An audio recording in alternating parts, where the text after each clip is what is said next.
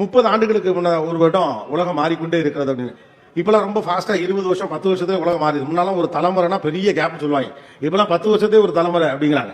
பழைய பாட்டு அப்படின்னு கேட்டா 2010 வந்த பாட்டெல்லாம் பழைய பாட்டுங்கிறாங்க. இப்போ ஒரு மியூசிக் ஷோ ஒன்று பண்ணோம்.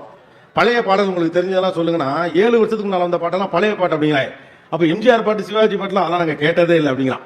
அப்போ ஒரு தலைமுறைக்கு பழையது என்பது ரொம்ப அருகாமையில் இருக்கக்கூடிய ஒரு காலகட்டத்தில், மாற்றங்கள் வேகமாக நடக்கும் காலகட்டத்தில் நாம் எப்படி மாறிக்கொள்ள வேண்டி இருக்கிறது அப்படின்னு புரிஞ்சுக்க வேண்டிய ஒரு நெருக்கடி இருக்கும். முதல் முக்கியமான விஷயம், மாறி இருக்கக்கூடிய இந்த உலகத்துல பல கருவிகள் இப்போது இல்லை என்கிற ஞாபகம் நமக்கு முதல்ல வரணும். உலகம் மாறிடுச்சா? இல்லையே, அப்படியே தானே இருக்குன்னு நினைப்போம். பல கருவிகளே இப்போது இல்லை. டெலிபோன் பூத் வச்சலாம் பிசினஸ்லாம் ஒரு காலத்தில் பண்ணிட்டு இருந்தாங்க. டெலிபோன் பூத்தே இல்லை. போன்ல மூஞ்சி தெரியுமான்னு ஜோக் அடிச்சாங்க. போன்ல மூஞ்சி தெரியும், மூஞ்சி மட்டும் தெரியாது. அப்பா எங்க இருக்காருன்னு கூகுள் மேப்ஸ்ல அட்டாச் பண்ணிவிட்டானா, அப்பா ஆபீஸுக்கு போல டீ கடை முக்கத்துல வடது நின்றுட்டு இருக்காருன்னு கரெக்டா க்ளோஸ் அப்ல போய் இன்னைக்கு காட்டிட முடியும். முன்னாலாம் வாத்தியாருங்கிட்ட டீச்சருங்கிட்ட பேசுறவங்கிட்ட புத்தகத்திட்ட விவரம் கேட்டு இருந்தாங்க. நேரா போய் சாட் ஜிபிடி கூப்பிட்டு கேட்கறேன். அம்மாவோட சண்டை போட்டா கூட எங்க அம்மா எப்படி சிடுசுன்னு விழுகுது அப்படின்ட்டு அலெக்சாட்டா கேட்கறேன் இல்லையா? எல்லாவற்றையும் கேட்டு தெரிந்து கொள்வதற்கான சந்தர்ப்பங்களும் வாய்ப்புகளும் அதிகரித்திருக்கக்கூடிய ஒரு காலகட்டம். பேஜர்னு ஒரு கருவி இருந்துச்சு. இப்ப அப்படி ஒரு கருவியே கிடையாது. அப்படி இருக்கிறது தெரியுமா இருக்காது. இப்ப இங்க உட்காந்துக்கூடிய சின்ன பசங்களுக்கு பேஜர்னு ஒரு கருவி இருந்ததே தெரியாது. அந்த பீரியட்ல எல்லாம் அப்பெல்லாம் பாத்தீங்கன்னா செல்போன் வச்சிருக்கிறத விட பெரிய ஸ்டைல் ஸ்டேட்மெண்ட் பேஜர்னு ஒரு கருவி. இங்கே இருந்து ஒருத்தர் நம்ம கூப்பிட்டு சொல்லுவான், அங்க கூப்பிட்டு சொல்லுவான். பேஜர் வந்த புதுசுல என் நண்பன் நானும் பேஜர் வச்சிருந்தா அவன் ஒரு பொண்ணை காதலிச்சான். அவன் காலையில அந்த பொண்ணுக்கு ஐ லவ் யூ அப்படின்னு மெசேஜ் அனுப்புவான். அது ஒரு தண்டை கூப்பிட்டு போன்ல சொல்லணும். அவன் தான் அந்த பொண்ணுக்கு அந்த மெசேஜ் அனுப்புவான். அது உடனே திரும்ப ஐ லவ் யூ சொல்லும். மறுபடியும் 100 கிசஸ்மா, அதுக்கப்புறம் அது 100 கிசஸ் சொல்லும். என்கிட்ட மாப்பிள்ள நான் 100 கிசஸ்னே அவளை 100 கிசஸ் சொன்னா சரி ஓகே. அப்புறம் ஒரு 1000 சொல்லுவாப்ல, அது 10,000. நான் கடைசியா முடிஞ்சவனே கேட்பேன், இப்போ முத்தம் கொடுத்தது யாரு கொடுத்தா? நடுவில் இருக்கவங்க தாண்டா 2 பேரும் கொடுத்தீங்க அப்படின்னு. அப்படி ஒரு கருவியெல்லாம் இருந்துச்சு. பிளாக்பெரின்னு ஒரு போன் இருந்துச்சு. ஆப்பிள் உள்ள வந்தப்போ சொன்னாங்க அது ஒரு பொம்மை அப்படின்னாங்க. ஆப்பிள் போன் உள்ள வந்தப்போ அது ஒரு பொம்மை. எங்க கிட்ட கூடிய வசதிகளாக இருக்கும். ஒரு அலுவலகத்தை போல அவர்களால் செயல்பட முடியாது. அடிச்சு தூக்கி அப்படியே தின்னுட்டு போயிட்டாமா இல்ல, அப்படி தின்னுட்டு போயிட்டான். பிளாக்பெரி எங்க போச்சுன்னு தெரியல. அவன் மாறிக்கொள்ளாதவர்கள் தேங்கி போகவில்லை, அழிந்து போகிறார்கள். இதுதான் நவீன யுகத்துடைய புதிய இலக்கம். நீங்கள் மாறிக்கொள்ளவில்லை என்றால், தொடர்ச்சியாக கற்கவில்லை என்றால் தங்கிலாம் போயிட மாட்டீங்க. ஆளே ஆட்டத்திலே கிடையாது. நீங்க சீன்ல இருக்க மாட்டீங்கிறது இன்னைக்கு ரியாலிட்டி. கேட்பதற்கு கொடூரமாக இருந்தாலும் கூட நீங்கள் மாறவோ புதிதாக கற்றுக்கொள்ளவோ தயாராக இல்லாத பட்சத்திலே நீங்க ஆட்டத்துக்கு சேர்த்து கிடையாது. பெஞ்சில் கூட வச்சுக்க மாட்டாங்க. இந்த கிச்சா கனியால கூட சேர்த்துக்க மாட்டாங்க. உப்புக்கு சப்பானினே ஒருத்தப்ப கிடையாது. ஆட்டத்தில் இருந்தா எல்லாட்டி ஆட்டத்தை விட்டு வெளியில போங்கிற ஒரு ரூத்லெஸ்ஸான காம்படிட்டிவ் மார்க்கெட்டை இப்ப இருக்கக்கூடிய டெக்னாலஜியும் வாழ்ந்து கொண்டிருக்கக்கூடிய வாழ்க்கை முறையும் உருவாக்கி இருக்கிறது. அப்ப என்னென்ன விஷயங்களில் மாற வேண்டியிருக்கிறது? முதல்ல சில ரியாலிட்டிஸை புரிஞ்சுக்க வேண்டியிருக்கு. முதல் முக்கியமான விஷயம், உங்களுக்கு அடுத்த தலைமுறை இருக்கக்கூடிய இந்த நவீன காலத்தில் ஏஐ ஜெனரேஷன் பிள்ளைகள், டெக்னாலஜியோடு பிறந்திருக்கக்கூடிய பிள்ளைகள் கருவிகளோடு அதிகம் பேசுகிறார்கள், மனிதர்களோடு பேசுவது இல்லை. ஏன்னா எல்லாவற்றையும் கருவி பொறுத்துக் கொள்கிறது, மனிதர்கள் பொறுத்துக் கொள்வதில்லை. நீங்க சாட் ஜிபிடி அல்லது ஏதாவது ஒரு ஏஐ டூல் கிட்டே இல்ல கூகுள் கிட்டே ஒரு சர்ச் இன்ஜின்ட்டே போயிட்டு ஒரே கேள்வி நீங்க 100 தடவை கேட்கலாம். எங்க பெரியம்மா கூட எங்க இருக்கு அது பதில் சொல்லும். அவங்க பெரியம்மா யாருன்னு தேடி ஐ திங்க் அப்படியே தெரியல, உங்களுக்கு அறிவு இருக்கான்னு கேட்டா சாரி எனக்கு சொல்ல முடியல மன்னிச்சுக்கன்னு சொல்லும். நீ என்ன ஒரு ஆளு, நான் இவ்வளவு கேட்கிறேன் பெரிய டெக்னாலஜின்னு சொல்றேன், எங்க பெரியம்மா ஒன்று தெரியல கேட்டா மன்னிச்சுக்க நான் கண்டுபிடிச்சு சொல்றேன்னு சொல்லும். திரும்ப திட்டினால் மன்னிச்சுக்க கண்டுபிடிச்சு சொல்றேன். திருவள்ளூர்ல திருத்தணி எத்தனை கிலோமீட்டர் நீங்க கூகுள்கிட்ட லட்சம் தடவை கேட்டாலும் அறிவு இருக்கா 1000 தடவை சொல்லிட்டேன் ஞாபகத்தில் வச்சுக்க கூட முட்டா போலன்னு சொல்லவே சொல்ல. அவங்க எதிர்த்து பேசாத விஷயம் ஆட்களோடு பேசிக்கொண்டே இருக்கிறார்கள் பிள்ளைகள். அவங்க மிக முக்கியமான விஷயம் கற்றுப்பிடிக்க வேண்டியது, கருவிகளோடு பேசுவதை பிள்ளைகளிடம் பெருமையாக நினைக்காதீர்கள். எவ்வளவு அவனாவே யூடியூப்ல பாட்டு போட்டு அவனாவே பதிவேற்றம் செய்து விட்டான், ஆகா ஓகோ அதெல்லாம் ஒரு மொக்க டெக்னாலஜி. எவ்வளவு அவனாவே செல்போன் எடுத்து வீடியோ கால் பண்ணிடுவான், இதெல்லாம் ஒரு பெருமை பீதல். 25 வருஷத்துக்கு முன்னால மம்மின்னு சொன்னதுக்கு டேடின்னு சொன்னதுக்கு பெருமைப்பட்ட ஊர் நம்ம ஊர். இப்பெல்லாம் இங்கிலீஷ் மீடியத்தில் படிச்சாலும் ஒழுங்கா அம்மான்னு சொல்றான், அத்தைன்னு சொல்றாங்க, இடத்துக்கு வந்துட்டோம்ல. அதே போல டெக்னாலஜி விஷயத்துல எக்ஸைட் ஆகாம மனிதர்களோடு பேசுவதற்கான வாய்ப்புகளை பிள்ளைகளுக்கு உருவாக்குங்கள். அப்ப பிள்ளைகளோடு பேச நமக்கு தெரியும். பிரச்சனை என்னன்னா பிள்ளைகளோடு பேச நமக்கு தெரியல. நவீன யுகத்தின் புதிய இலக்கணம் பிள்ளைகளோடு பேச நமக்கு தெரியல. நம்ம பிள்ளைகளிடம் சொல்ல நம்ம கிட்ட கதைகள் இல்ல. பிள்ளைகளோடு புழங்க அவர்களுடைய உலகம் நமக்கு அறிமுகத்திலேயே இல்லை என்பதுதான் இருக்கக்கூடிய பிரச்சனை. நம்மகிட்ட இருக்க ஒரே கதை, ஒரு ஊர்ல ஒரு ராஜா இருந்தார். அந்த ராஜா செத்து 1000 வருஷம் ஆச்சு. அந்த ராணி அவரோட செத்துருச்சு. ஆனா அந்த கதையை தவிர ஒரு கதை கூட நம்மகிட்ட கிடையாது. அப்ப திடீர்னு ஒரு திருட வந்தானா, திருடனா இப்ப வர்றதே இல்லை. பூச்சாண்டி பிடிச்சிட்டு போயிடுவான். பூச்சாண்டிலாம் ஊர்லேயே இல்லை, வேற நல்ல பிசினஸ் இருக்கு அவங்களுக்கு. அப்ப பேசுவதற்கு கதைகள் இல்லை, சொல்லுவதற்கு மொழிகள் இல்லை, எக்ஸைட் பண்றது நம்மகிட்ட வார்த்தைகள் இல்லை என்கிற போது அவர்கள் கருவிகளோடு தான் போவாங்க. இன்றைக்கு எல்லாமே சிரமம். கருவிகளை வெல்லுவதுதான் மனிதனுடைய மிக முக்கியமான வேலை. மேன் வெர்சஸ் மெஷின் வார் ஸ்டார்டட் டிகேட்ஸ் அகோன்னு சொன்னான். மனிதர்களுக்கும் கருவிகளுக்கும் இடையிலான சண்டை ஆரம்பித்து பல வருடங்கள் ஆகிவிட்டது. நாம தான் தெரியாம இருக்கோம். நாம் சுமி இருக்கக்கூடிய எண்டில் இருக்கிறதுனால இதெல்லாம் சௌகரியங்கள் நினைத்துக் கொண்டிருக்கிறோம். கருவிகளுக்கு எதிராக நான் பேசல. கருவிகளோடு உடன்படுதல் எப்படின்னு ஒன்று இருக்கு. எப்போதுமே ஒரு பக்கம் ஓட்டம் ஓடிக்கொண்டிருந்த போது தமிழ் கூறும் நல்லுலக அற்புதமாக சில விஷயத்தை செய்யும். அது போகிற போக்கத்தில் ஓடாது. தமிழ் கூறும் நல்லுலகம் என்பது அப்படிதான். வார் அதிகமான போர் அதிகம் நடந்து கொண்டிருந்தது போர் செய்து இந்த ஊர் சொல்லல. பணத்தை நோக்கி எல்லோரும் ஓடுகிற போது எல்லாம் ஓடு பணத்தை சம்பாதி இந்த ஊர் சொல்லல. ஊரெல்லாம் சண்டை போட்டுக்கிட்டு இருந்தப்ப ஔவையார் போயிட்டு சொல்றாங்க, சண்டை போடாதீங்கடா, உறவு தாண்டா முக்கியம், மனுஷன் தாண்டா முக்கியங்கிறாங்க. ஆனா ஆக்சுவலா என்ன பண்ணிக்கணும், போ நீ இன்னும் கருவிகளை கொண்டு போய் சேர்த்து கொள்ளு அப்படிங்க. உலகம்லாம் படத்தை நோக்கி ஓடிட்டு இருந்தப்ப வாழ்க்கைக்கு திரும்புங்கடான்னு சொன்ன ஊர் நம்ம ஊர். ஆனா பொதுவாக உலகத்துடைய பழக்கம் எப்படின்னு கேட்டா, எது பாப்புலரா இருக்கோ அது பின்னாலே ஓடுறது. இப்ப நம்ம அதை தான் செய்யிட்டு இருக்கோம். எது பாப்புலரோ அது பின்னால ஓடிட்டே இருக்கும். உட்காந்து ரீடிஃபைன் பண்ணணும் அப்படின்னு யோசிக்க ஆரம்பிக்க வேண்டியதுதான் நவீன யுகத்தின் புதிய இலக்கணம். பிள்ளைகளோடு பேசுங்கள், பிள்ளைகள் பேச வேண்டும் என்று எதிர்பார்க்காதீங்க. அவன் பேசவே மாட்டேன், அவன் பேச மாட்டான். அவனுக்கு உங்களோட சுவாரஸ்யமா பேசுறது ஆளு.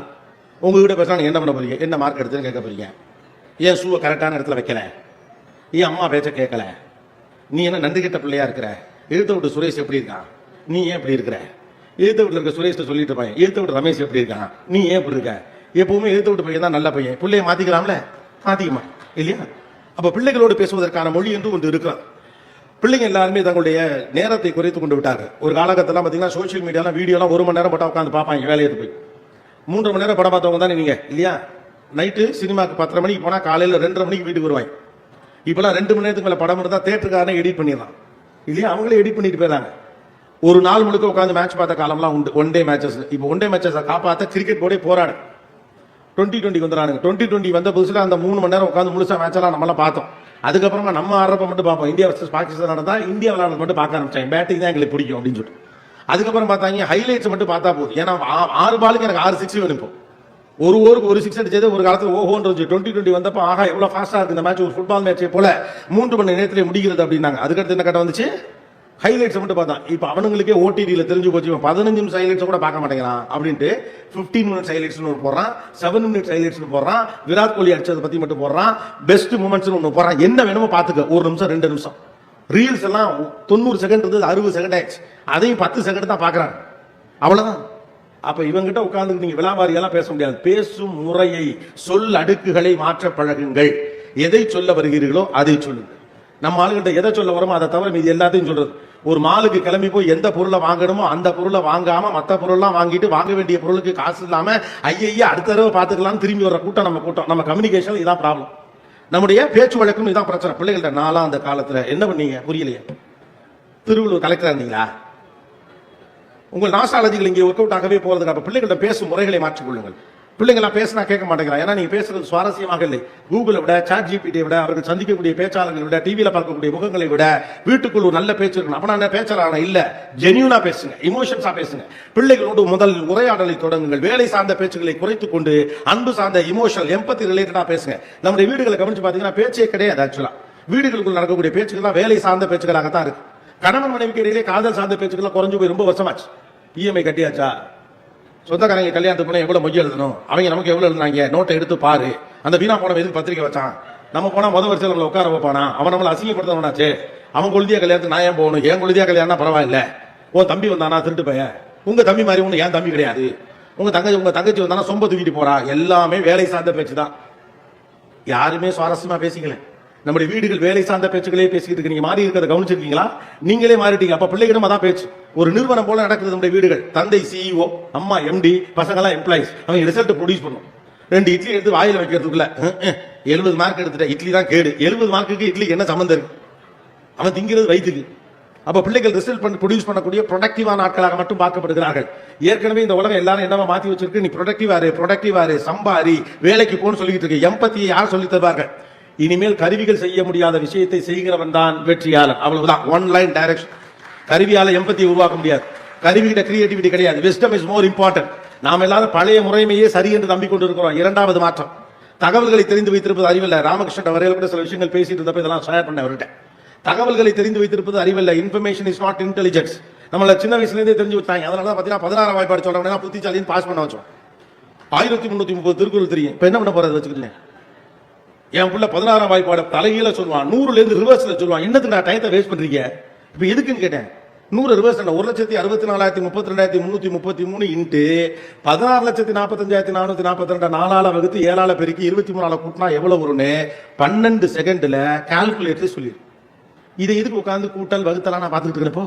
நாம எல்லாரும் எந்த கடையில எந்த கோயில்ல என்னைக்கு வெண்பொங்கல் போடுவான், எந்த கோயில்ல என்னைக்கு ஓட்ட வடை போடுவான்னு எனக்கு தான் தெரியும். Information is wealth. அந்த பீரியட் முடிஞ்சிருச்சுன்னு நமக்கு தெரியல. எப்போதுமே இன்ஃபர்மேஷன் வெல்த் கிடையாது. அமெரிக்காவின் தலைநகரம் இது, அது தெரிஞ்சா நமக்கு அறிவாளியா என்ன? இந்தியாவின் தலைநகரம் இது தெரியாது. உங்க ஏரியா கவுன்சிலர் யாரு அதான் அறிவு. நீங்க இருக்க தொகுதி பேர் என்ன, உங்க வார்டு நம்பர் என்ன, அதெல்லாம் எதுவுமே தெரியாது எனக்கு. அமெரிக்க அதிபர் பேர் தெரிஞ்சுன்னா நம்ம அறிவாளி ஆயிட முடியுமா? நான் தமிழ்நாட்டில் எத்தனை தொகுதிகள் இருக்கு தெரிஞ்சா அறிவாளி ஆயிடும். Interpretation is intelligence. அதை வைத்துக் கொண்டு நீங்கள் என்ன செய்யலாம்? Application, action and interpretation matters, not the information and datas. Informations R flooded. அதீதமான தகவல்களை வைத்துக்கிறோம், தேவையில்லை. இவ்வளவு தகவல்கள்லாம் பிள்ளைங்க படிக்க வேணாம். என்ன கேட்டா பிள்ளைங்களை படிக்காம பாத்துக்கிறது தான் கஷ்டம். எதை படிக்கணும் எதை படிக்க கூடாது அந்த பிள்ளைகளுக்கு சொல்லிக் கொடுப்பாங்க. எது அறிவு, எது அறிவை போன்றது அப்படின்னு ஒண்ணு இருக்கு. கண்டதை படித்தவன் பண்டிதனாவான். இப்பெல்லாம் அப்பெல்லாம் ஆக முடியாது. தேர்வு செஞ்சு படிக்கணும், படிக்கிறதுக்கு எஃபர்ட் போடணும். இவ்வளவு ஸ்டால்ஸ் எதுக்கு, இவ்வளவு வெரைட்டி, இவ்வளவு புத்தகம் லட்சக்கணக்கில் ஆயிரக்கணக்கில் எதுக்கு வந்திருக்கு? உனக்கு எது வேணுமோ அதை எடுத்துக்கிறதுக்காக தான் வந்திருக்கு. போங்க, 300 படிங்க, 10வது பக்கத்தை புரட்டுங்க, 12வது பக்கத்தை புரட்டுங்க. இது வெண்டிக்காய் வாங்குறீங்க, ஒடிச்சு பார்த்து வாங்குறான்னு சொல்றதுக்கு நீங்க படிச்சா யாருங்க ஒண்ணு சொல்ல போகுது? ரைட் தானே? அட்டைப்படம் அழகா இருக்கு, கோபிநாத் படம் போட்டுருக்காங்க, உடனே வாங்குறது. எவ்வளவு நல்ல புத்தகம் இருக்கு யோசிச்சு பாருங்க. இல்ல உண்மையா அவ்வளவுதான். இப்ப ஒரு பிரபலம்ங்கிற அடிப்படையில் நம்முடைய புத்தகம் விற்கிது, அவ்வளவுதான். நான் என்ன எழுத்தாளர்லாம் கிளைம் பண்ண மாட்டேன். அற்புதமான எழுத்தாளர் போய் கடந்து உசுரை விட்டு உட்கார்ந்து எழுதினவங்க இருக்காங்க, அவ்வளவு எழுத்தாளர்கள் இருக்காங்க, அவ்வளவு அற்புதமான சொற்களஞ்சியை கொட்டி கிடக்குது. போய் தேடுங்க. 20 புத்தகத்தை புரட்டி பார்த்துட்டு தான் ஒரு புத்தகம் வாங்கணும். போனதுல இருக்கிறதுல நல்லா பெருசா ஒரு புத்தகம் வாங்கிக்கணும். அது ஒண்ணு. ஏன்னா நிறைய விஷயம் அங்க இருக்கும். என்னுடைய அலுவலகத்தில் ஒரு லைப்ரரி மாதிரி ஒன்று வச்சிருக்கிறேன் நான். எனக்கு முன்னாலேருந்து ரொம்ப ஆசை, நம்ம பணக்காரன் ஆகிட்டோம்னா லைப்ரரி வச்சுக்கணும் அப்படின்னு சொல்லிட்டு. அப்படி நினச்சிக்கிட்டேன். கொஞ்சம் காசு பணம்லாம் வந்துருச்சுன்னா நம்ம சொந்தமாக லைப்ரரி வச்சுக்கணும் அப்படின்னு. நான் நிருபராக இளம் வயதில் இருக்கிற போது நிறைய தலைவர்கள் வீடுகள், வக்கீல்கள், வழக்கறிஞர்களோட வீடுகள், நிறைய வீடுகளுக்கு போவேன். தொழில்களுடைய வீடுகளுக்கு போறப்ப நிறைய வீட்டில் ஒரு லைப்ரரி வச்சிருப்பாங்க. எனக்கு அது பெருசாக ஈர்த்துச்சு. என்னது எப்படி இவ்வளோ புக்கு வச்சிருக்காங்க, நம்மளும் வாங்கணும்டா, வாங்கி நம்ம ஒரு புக் வைக்கணும். படிக்கிறோமோ இல்லையே புக்கு வச்சுக்கணும். முதல்ல வச்சுட்டா 4 பேர் எடுத்து படிச்சுக்கலாம். நான் ஒரு பெரிய அரசியல் தலைவர் ஒரு தடவை அவர் வீட்டில் ஒரு லைப்ரரி, அவர்கிட்ட நான் கேட்டேன், இவ்வளோ புக்கு வச்சிருக்கீங்க, இதெல்லாம் நீங்கள் படிச்சிங்களா அப்படின்னு. பின்னால் ஒரு 500 புத்தகம் இருந்துச்சு. நான் பேட்டி இருக்கிறதுக்கு ஒரு வாய்ப்பு கிடைச்சது. அவரை போனப்போ கேட்டே விட்டேன், இவ்வளோ புத்தகம் வச்சிருக்கீங்க, இதெல்லாம் நீங்கள் படிச்சிருக்கீங்களா அப்படின்னு. அவர் எனக்கு சொன்னார், நீ கன்னிமரா நூலகம், தலைமைச் செயலகத்தில் ஒரு நூலகம்லாம் இருக்குல்ல, அந்த நூலகத்துக்கெல்லாம் போயிருக்கேன். ஏன்னா இப்போ தலைமைச் செயலகத்துக்குள்ள இருக்கக்கூடிய நூலகத்திற்கு ஒரு கார்டு, பர்மிஷனோட ரிப்போர்ட்டர்ஸ் கொடுப்பாங்க. அந்த கார்டெலாம் நான் வச்சிருந்தேன். போய் லைப்ரரிஸில் படிக்கிறது ஆசை. அப்போ அவர் சொன்னார், அந்த நூலகத்துக்குலாம் போயிருக்கேன். ஆமாம் போயிருக்கேன். அந்த நூலகத்துக்கு வீட்டில் இருக்க நூலகத்துக்கு என்ன வித்தியாசம்? எனக்கு ஐடியா என்ன, இவ்வளோ புத்தகத்தை எப்படி படிச்சிருக்க முடியும்? அந்த நூலகத்துக்கும் வீட்டில் இருக்க நூலகத்துக்கு என்ன வித்தியாசம் அப்படின்னா தெரியல அப்படின்னு. அந்த நூலகம்னா நீ படிச்சதை, அந்த நூலகம்னா அந்த ராக்கில் இருக்கிறத எடுத்து படிக்கிறது, இந்த நூலகம் நீ படிச்சதை வைக்கிறதுக்கு அப்படின்னா. எல்லாத்தையும் படிச்சுட்டேன்னு சொல்லல, இந்த நூலகம் நீ படிச்சதை வைக்கிறதுக்கு அப்படின்னு. ஸோ தகவல்களை தெரிந்து வைத்திருப்பதை மட்டுமல்ல அறிவு, தகவல்களை எப்படி பயன்படுத்துறீங்கிறத அறிவு. அப்ப நம்ம எக்கச்சக்கமான விஷயங்களை தெரிஞ்சு, இப்ப எக்கச்சக்கமான விஷயங்களை எளிதாக நீங்க தெரிஞ்சு வச்சுக்கலாம். முன்னால தகவல்களை சொல்வதற்கு ஆட்கள் தேவைப்பட்டார்கள். இப்பெல்லாம் அப்படிலாம் ஒன்றும் தேவையில்லை. என்ன வேணாலும் நீங்க தெரிஞ்சுக்கலாம். உலகத்துடைய எந்த மூலையில் இருந்து கொண்டும் இந்த நிமிடத்துல சிகாகோல பனி எவ்வளவு கொட்டுது அப்படின்னு இப்ப தெரியும். இவ்வளவு எதுக்கு? இப்ப யாராவது லைவ் பண்ணா ஏதோ ஒரு மூலையில உட்கார்ந்துருக்கேன், கோபிநாத் பேசுறதை கேட்கலாம். இட் இஸ் சோ சிம்பிள் இல்லையா? இப்போ நான் பேசிக் கொண்டிருப்பது சத்தத்தை ரிசீவ் பண்ணி அப்படியே ஆங்கிலத்திலே மொழிபெயர்ப்பதற்கான தொழில்நுட்பம் வந்துருச்சு. அப்ப தகவல்களை தெரிந்து கொள்வது இப்போது அறிவு அல்ல. முதல்ல அது புரிஞ்சுக்கணும். மாநில தலைநகரங்களின் பெயர்களை தெரிந்து வைத்திருப்பது, அதெல்லாம் நாம சின்ன பிள்ளை அந்த பக்கத்து வீட்டுக்காரங்களை அசத்துறதுக்காக சொன்னது. அதையே இன்னும் நாளைக்கு நம்பிக்கிட்டு இருந்தீங்கன்னா நம்ம வீணா போயிடும். அப்ப நாம் தெரிந்து கொள்ள வேண்டியது அறிவை எப்படி பயன்படுத்த. Dimension of intelligence of change. அறிவு குறித்த விஸ்டம் இஸ் நாலேஜ். விஸ்டம் தான். அதை வச்சு நீங்க என்ன இன்டர்பிரேட் பண்றீங்க, அதுல இருந்து நீங்கள் என்ன புரிந்து கொள்ளுகிறீர்கள் என்பதுதான் அறிவு. அப்படிதானே? ஒரு மரம் இருக்கிறது, அந்த மரத்தை வெட்டுறதுக்கு என்ன செய்யணும், அதுக்கான ஒரு டூல் இருக்கு. அதோட நீளம் எவ்வளவு, இதோட அகலம் எவ்வளவுன்னு கரெக்டா கருவிகளை நான் பயன்படுத்தி கரெக்டா ஒரு மிஷினை வச்சு அறுக்கிறேன். நோ, அது அறிவு இல்லை. இப்ப அந்த டூல்ஸை பயன்படுத்துறது இப்ப அறிவு இல்லை. அந்த டூல்ஸ் இருக்குன்னு தெரிஞ்சு வச்சிருக்க அறிவு இல்லை. அது என்ன மாதிரியான மரம், அது எவ்வளவு ஈரப்பதம் கொண்டது. நான் இப்ப அறுத்துருவேன், ஆனா நாளைக்கு கொண்டு போய் 15 நாள் வெயில்ல போட்டுட்டு கொண்டு போய் சட்டத்தை அடிக்கிறப்ப அது சுருங்குமா சுருங்காதானே தொடர் அறிவின் மூலமாக கிடைக்கிற விஸ்டம் தான் இப்ப நாலேஜ். சோ பிள்ளைகளுக்கு அதை புரிய வையுங்கள். நிறைய தகவல்கள் பிள்ளைங்க சொன்னா பாரு பிள்ளை அறிவா இருக்கு, பாரு பிள்ளை அறிவா இருக்குன்னு சொல்லாதீங்க. பிள்ளைங்கன்னா எல்லாத்தையும் கருவிகள் எடுத்துருச்சு. இப்ப நம்ம வேலை மெஷினோட சண்டை போடுறதுதான். சோ எல்லாத்துக்குமான பெர்ஸ்பெக்டிவ் மாத்த பாருங்க. அது குறித்து அவர்களுக்கு என்ன பார்வை இருக்கிறது, ஒரு விஷயம் குறித்து அவர்களுக்கு என்ன தீவிரம் இருக்கிறது, அது குறித்து அவர்களால் உழன்று போக முடிகிறதா. இது 2வது முக்கியமான விஷயம். அட்டென்ஷன் ஸ்பான் இஸ் மிஸ்லீடட் அப்படின்னு சொல்றான். கவனிக்கும் திறன் மிகவும் குறைந்து போயிருக்கிறது அப்படிங்கிறாங்க. அதுக்காக தான் சொன்ன உங்களுடைய கம்யூனிகேஷன் ஸ்டைல மாத்துங்க. ஒரு காலகட்டத்தில் 13 நிமிடம், 1 மணி நேரம் பேசினா 13 நிமிடம் கவனிக்கும் திறன் இருந்துச்சு. இப்பெல்லாம் அதுல 4 நிமிஷம் 2 நிமிஷம் பெருசா இருந்தாலே போதும். ஏன்னா அவ்வளவு டிஸ்ட்ராக்ஷன்ஸோட பிள்ளைகள் வளர்ந்து கொண்டு இருக்கிறார்கள். அப்ப செம்மைப்படுத்த வேண்டிய பார்வை என்று கொண்டு இருக்கிறது. அப்புறம் நம்ம பெரியவர்கள் தெரிந்து கொள்ள வேண்டிய மிக முக்கியமான விஷயம் டிஜிட்டல் டயட் அப்படின்னு ஆங்கிலத்தில் ஒரு வார்த்தை சொல்றாங்க. அதான் டிஜிட்டல் டயட், ஜிஎம் டயட் அப்படிலாம் சொல்லுவாங்க. அதாவது உணவு பழக்கத்தை மாத்தினா வெறும் காய்கறியா திங்கிறது, இல்ல கரிசோரா திங்கிறது, இல்ல வெறும் சிக்கனா திங்கிறது, எல்லாத்தையும் எதையும் திங்க மாட்டேன்னு சொல்லிவிட்டு வீட்டுல சொல்லிவிட்டு வெளியில போய் புடிச்சு எல்லாத்தையும் வாங்க திங்கிறது. இப்படி பல டயட் நம்ம இருந்திருக்கும். 10 நாளைக்கு மேல ஒரு டயட் வந்தது இல்லை. நமக்கெல்லாம் டிஜிட்டல் டயட்டை பத்தி ஒரு ஐடியா கிடையாது. ஆனால் டிஜிட்டல் டயட் தான் இன்னைக்கு கூடிய மிக முக்கியமான விஷயம். வயிற்றுக்குள் போகிற விஷயம் குறித்து எவ்வளவு கனமாக இருக்கிறீர்களோ அதே போல மூளைக்கும் மனசுக்கும் போகிற விஷயங்கள் குறித்து கவனத்தோடு இருங்கள். நமக்கு அது தெரியறதே கிடையாது. உட்காந்துட்டு அப்படியே இன்சென்ஸ் ஸ்க்ரால் பண்ணிட்டே இருக்கிறோம். மூளை எல்லாத்தையுமே எடுத்துக்கும். ஏதோ தேவைக்காக அதை பார்க்கறான் அப்படி மூளை எல்லாத்தையுமே ப்ராசஸ் பண்ணிட்டு இருக்கும். மூளை டயர்ட் ஆச்சுன்னா தேவையானது சிந்திக்க முடியாது இல்லையா? தேவையான விஷயம் உள்ள போகணும்னா தேவையில்லாத விஷயம் முதல்ல வெளியில வரணும். முதல்ல கிளீன் பண்ணுங்க, அப்புறமா சேர்க்கலாம். மனசு ஒரு குப்பை தொட்டி. தேவையில்லாத விஷயங்களை நீங்க சேர்த்து வச்சீங்கன்னா தேவையான விஷயத்தை வைக்கிறதுக்கு இடமே இருக்கா? நம்ம வார்ட்ரோப்ல எல்லாம் பாருங்க, திறந்தோடனே புதன்னு துணியெல்லாம் கொட்டுது. என்கிட்ட ட்ரெஸ்ஸே இல்லாம, ஏன்னா எதையுமே நம்ம ஒழுங்குபடுத்தலன்னு அர்த்தம். அப்ப உலகம் எப்படி போரை நோக்கி போகிற போது நின்று நிதானமாக போர் தேவையே இல்லான்னு யோசிச்சோமோ, உலகம் எல்லாம் பணத்தை நோக்கி ஓடிக்கொண்டு இருக்கும் போது நின்று நிதானமாக யோசிச்சோமோ, அதே போல இப்போது யோசிக்க வேண்டிய விஷயம் இருக்கு. ரிவர்ஸ் ஒர்க் அப்படின்னு சொல்றான். ஜப்பான் போட்டு தொழில்நுட்பத்தில் அதிகமாக வளர்ந்த நாடுகள் என்ன பண்றாங்கன்னா, பழமையான விஷயங்களை கையில பத்திரமா வச்சுக்கிறாங்க. அப்போ ஒரு பேலன்ஸ் கிடைக்கும். இது கருவிகளுக்கு எதிரான பேச்சு இல்ல. தொழில்நுட்பத்தை நீங்கள் கையில் எடுத்துக்கொள்ள கூடாது. பழைய ஆளாங்க இருக்குன்னு சொல்றா பூமரங்க எல்லாம் கிடையாது. You have to take all the technologies on your hand, but on favour of you. உங்களுக்கு சாதகமாக நீங்கள் தொழில்நுட்பத்தை பயன்படுத்துவதற்கான ஒரு பேலன்சிங் மெக்கானிசத்தை கண்டுபிடிக்கும். அதை பிள்ளைகளால் கண்டுபிடிக்க முடியுமான்னு தெரியல. ஏன்னா இந்த தலைமுறைக்கு போன தலைமுறை பாஸ் ஆன் பண்ணப்பட்டதில்லை. பெரிய சிக்கலே என்னன்னா, நம்ம பசங்களை கோச்சுக்கிறோம். எப்போதுமே ஒரு விஷயம் எப்படி பாஸ் ஆன் பண்ணப்படும்னா, தந்தையிடமிருந்து பிள்ளைக்கு பாஸ் ஆன் பண்ணப்படும். அவரிடமிருந்து பெறப்பட்ட ஒரு அறிவு பிள்ளைக்கு கடத்தப்படும். கடத்தப்படுகிற போது அந்த அறிவை எதற்கு பயன்படுத்த வேண்டும் என்றும் சொல்லி தரப்படும். தம்பி, கத்தி இருக்கு, ஆனா அது அடுத்தவனை குத்துறதுக்கு கிடையாது. தம்பி, வேட்டக்காரன் கத்திக்கும் தோட்டக்காரன் கத்திக்கும் வித்தியாசம் இருக்கு. வேட்டக்காரன் கொட்டு வெட்டுனானா செத்து போயிடும், தோட்டக்காரன் வெட்டுனானா மறுபடி வளரும். அப்ப நீ ஒரு தோட்டக்காரனா இருக்கணும். சேர்ந்து ஒரு பேக்கேஜ். தந்தையிடமிருந்து அறிவு கடத்தப்படுகிற போது, முந்தைய தலைமுறையிடமிருந்து ஒரு அறிவோ தகவலோ கடத்தப்படுகிற போது, அதோடைய கான்ஸ்பிரேட்டிவ் எஃபெக்டையும் சேர்த்தே தான் சொல்லுவாங்க. தம்பி, இதை இதற்கு பயன்படுத்தக்கூடாது, இந்த விஷயத்தை நீ இதற்கு பயன்படுத்திடக்கூடாது. நீ கராத்தே தெரிஞ்சு வச்சிருக்க அப்படின்னா பூராப்பையில போட்டு அடிக்கக்கூடாது அப்படிலாம் ஆசான் சொல்லுவேன். ஆபத்து வருகிற போது மட்டும்தான் நீ பயன்படுத்தணும். உனக்கு தெரியுதுக்கான எளியவனை வதம் செய்வதற்கு நீ பயன்படுத்தக்கூடாது.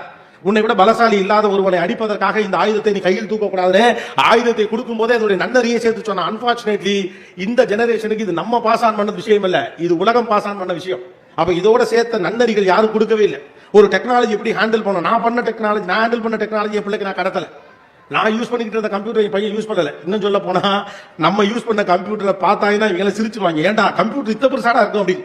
இவன் பாக்குற கம்ப்யூட்டர் கூட தான் இருக்கு. அதுக்கு ஒரு பெரிய டேபிள் வேணும், இத்த தண்டி டேபிள். நான் உலகத்தின் முதல் கம்ப்யூட்டரை கனடால வச்சிருந்தாங்க. ஒரு இடத்துல போய் பார்த்தேன், ஒரு ரூம்ல வச்சிருந்தாங்க.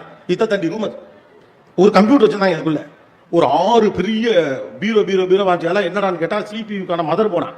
இப்ப 1 GB, என் போன்ல 1 TB இருக்கு. 1 TB உலகத்தை வாரி சுருட்டி உள்ள வச்சுக்கலாம். 1 TB போன் இருக்கு இன்னைக்கு. அவன் 1 GBக்கு ஒரு பீரோ வச்சிருக்கான், 10 GBக்கு 10 பீரோ வச்சிருக்கான். கம்ப்யூட்டர் போல ஒரு 25 ஐட்டத்தை காட்டுறாங்க. டேய், நாங்க ஒரு கம்ப்யூட்டர் சென்டர் நடத்துற இடம்டா இது அப்படின்னு. முதல் கம்ப்யூட்டர் அப்படிதான் இருந்திருக்கு. அப்ப கருவிகள் அடுத்த கட்டத்தை நோக்கி நகர்ந்து கொண்டிருக்கும்போது நன்னறிகளை சேர்த்து கூட கொண்டு வருவது இல்லை. அப்ப பெரிய சேலஞ்ச் என்னன்னா, இந்த இடைப்பட்ட காலத்தில் இருக்கக்கூடிய இந்த சிக்கலை எப்படி இட்டு நிரப்புவது என்பதுதான் சிக்கல். ஒரு டெக்னாலஜி வரும்போது அது ஒரு பேக்கேஜோட வரும். ஒரு வீடியோவை நீங்க பார்ப்பீங்கன்னா, நல்ல வீடியோவையும் பார்க்கலாம், கெட்ட வீடியோவையும் பார்க்கலாம். ஃபில்ட்ரேஷனை நமக்கு சொல்ல தெரியல. நான் கடத்தின டெக்னாலஜி இல்லை இது, சரிதானே? நான் வாய்ப்பாடு கடத்தினேன், நான் திருக்குறள் கடத்தினேன், மொழி கடத்தினேன், பண்பாடு கடத்தினேன், தொழில்நுட்பத்தை நான் கடத்தல. அப்ப அதுக்கான நன்னறிகளை பிள்ளைகளே கற்றுக்கொள்ள வேண்டிய இடத்துல இருக்கிறார்கள். They have to fix some nuances or rules and regulations for them.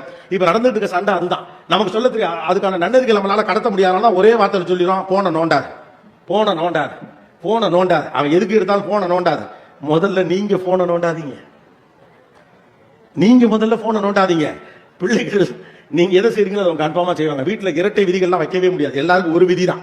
தந்தை இரவு 11 மணி வரைக்கும் விழித்திருக்கிற வீடுகளில் பிள்ளையும் 11 மணி வரைக்கும் முடிச்சிருக்கும். தந்தை பாரதியார் புத்தகம் படிச்சார்னா பிள்ளை பாரதிதாசன் புத்தகம் படிப்பான்.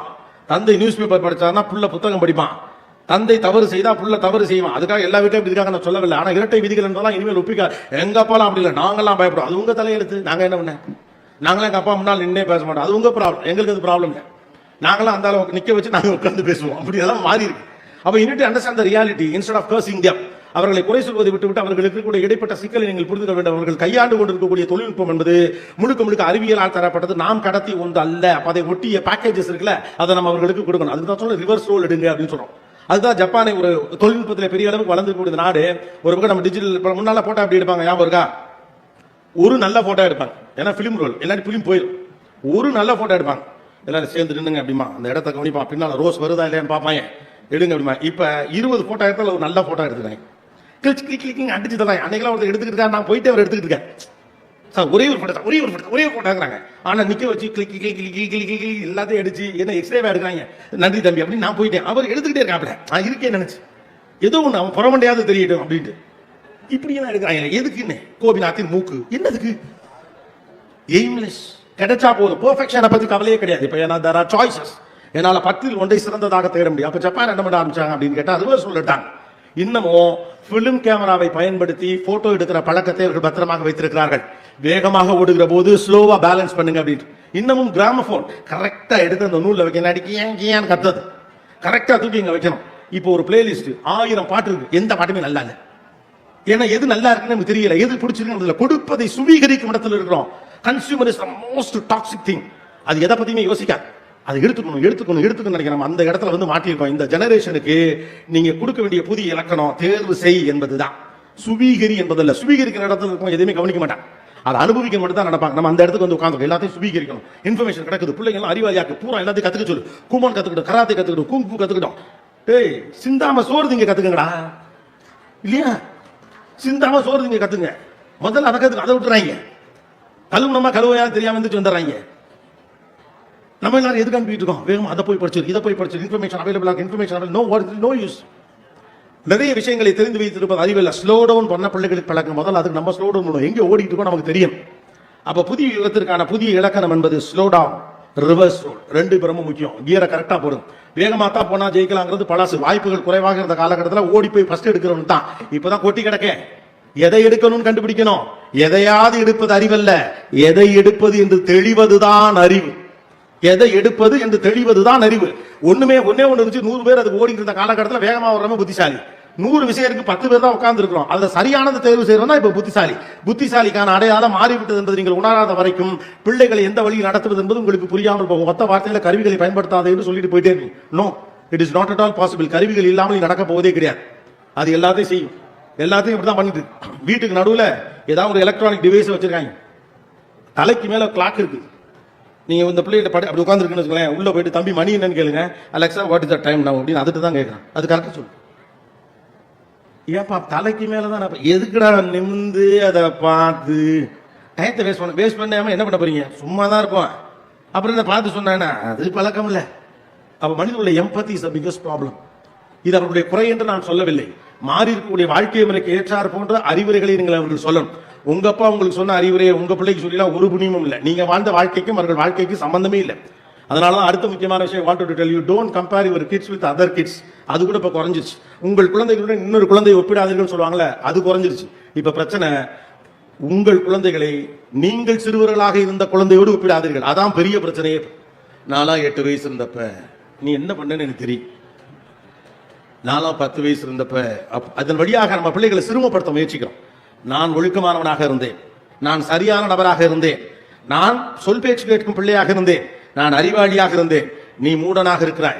சொல் பேச்சு இதுதான் அந்த கம்பாரிசன் பண்றோம். நான் பெரியாளா நீ பெரியாளா, நீங்க பெத்ததுக்கிட்டே போட்டினா அவன் ஒத்த கேள்வியில கேட்டுட்டு போயிடும். அவன் 4 கேள்வி கேட்டா அவ்வளவுதான், நாக்க பிடிங்க வேண்டியதான். MA ஃபர்ஸ்ட் கிளாஸ் வச்சுக்கிட்டு என்ன பண்ண போறீங்க? அவன் படக்குன்னு ஒரு கேள்வி கேட்பான், ஒரு கேள்விக்கும் கொண்ட பதிலே தெரியாது இல்லையா? இப்போ வெலாசிட்டி ஆஃப் திஸ் சரி ஓகே தேங்க்யூ நன்றி வணக்கம் அப்படி முடிச்சுட்டு போயிட வேண்டியதான். அப்ப உங்கள் பிள்ளைகளை உங்களுடைய பால்யத்தோடு ஒப்பிடுவதுதான் இருப்பதிலே பெரிய ஆபத்து என்று சொல்லுகிறார்கள். அது உங்களுக்கு உங்கள் பிள்ளைகளுக்கு ஏன் இதை ஒப்பிடுறோம் அப்படின்னு சொன்னா, நான் சிறந்தவன் என்று நிரூபிக்க பார்க்கிறோம். பிள்ளைகளும் நீங்கள் சிறந்தவன் என்றெல்லாம் நிரூபிக்க முடியாது. நீங்கள் சிறந்தவராக சிறு வயதில் இருந்தது எனக்கு கணக்கே கிடையாது. நான் பிறந்த பிறகு நீங்கள் எப்படி இருக்கிறீர்கள் என்பது மட்டும்தான் எனக்கு கணக்கு. வாழ்ந்துதான் காட்ட முடியும், நிரூபிக்கலாம் முடியாது. நான் 7ஆம் கிளாஸ் படிக்கல, எங்க டீச்சர் பார்த்தா என்ன ரொம்ப விரும்புவாங்க, நான் ப்ளூ கிளாஸ் சொல்ல, நான் ப்ளூ குரூப்போட லீடரா இருந்தேன், நான் பேஸ்கெட் பால் பிளேயர், நான் டென்னிஸ் பிளேயர். ப்ரூஃப் 10ஆம் கிளாஸ் சர்டிஃபிகேட் எரிஞ்சு போச்சு, 12th சர்டிஃபிகேட் காணா போச்சு. 650 மார்க் எடுத்து பாஸ் பார்டர்ல சொல்லலாம் 1100 எடுத்தேன். அது பிடிக்காம தான் ப்ளூ கலர் கையில கட்டி வீட்டில் அலைஞ்சிக்கிட்டு இருக்கேன். Don't compare with kids with their own days. அப்படிங்க பண்ண பிள்ளைங்களுக்கு உங்க மேல ஒரு எதிர்வினை ஆற்றும் எண்ணம் தான் வரும். நான் என் தந்தையை விட சிறந்தவனா இல்லையா என்கிற ஒரு சிக்கல் வரும். பிள்ளைகளுக்கு அறிவு போதிப்பதோடு எம்பத்தியை போதிங்க, அவன் தான் அடுத்து ஜெயிப்பான் அப்படிங்க.